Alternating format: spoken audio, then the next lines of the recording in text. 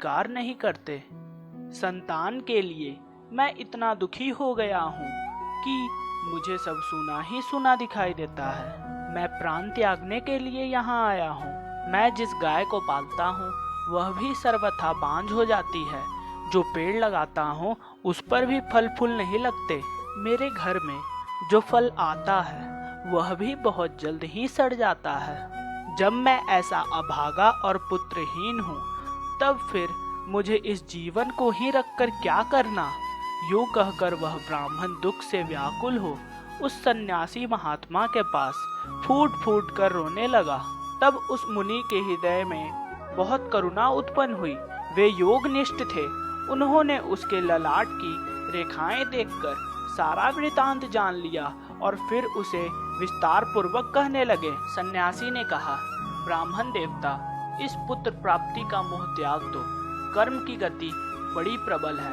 विवेक का आश्रय लेकर संसार की वासना छोड़ दो। विप्रवर, सुनो, मैंने इस समय तुम्हारा प्रारब्ध देखकर निश्चय किया है कि 7 जन्म तक तुम्हारा कोई संतान किसी प्रकार नहीं हो सकता। ब्राह्मण, अब तुम पुत्र आशा छोड़ दो। संन्यास में ही सब प्रकार का सुख है। ब्राह्मण ने कहा, महात्मा जी, विवेक से मेरा क्या होगा?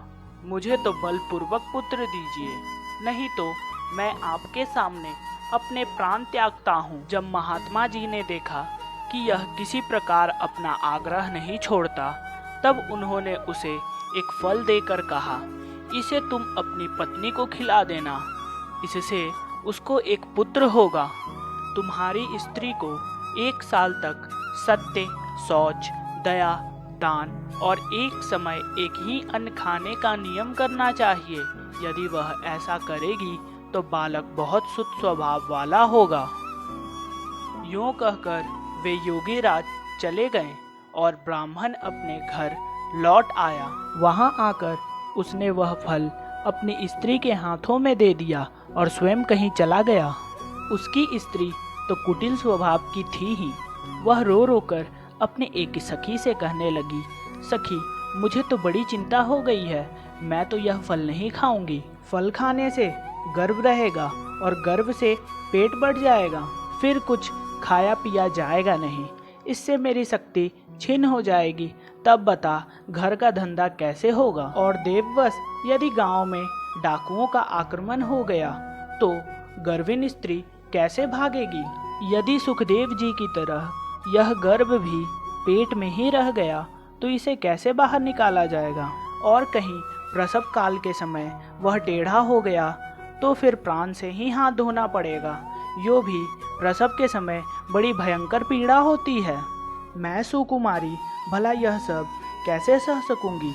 जो स्त्री बच्चा जनती है उसे उस बच्चे के लालन पालन में बड़ा कष्ट होता है। मेरे विचार से तो बंधा या विधवा स्त्री ही सुखी हैं।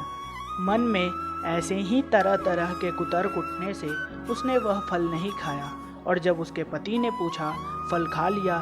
तब उसने कहा, हाँ, खा लिया। आखिरकार उसने उस फल का क्या किया? आगे क्या हुआ?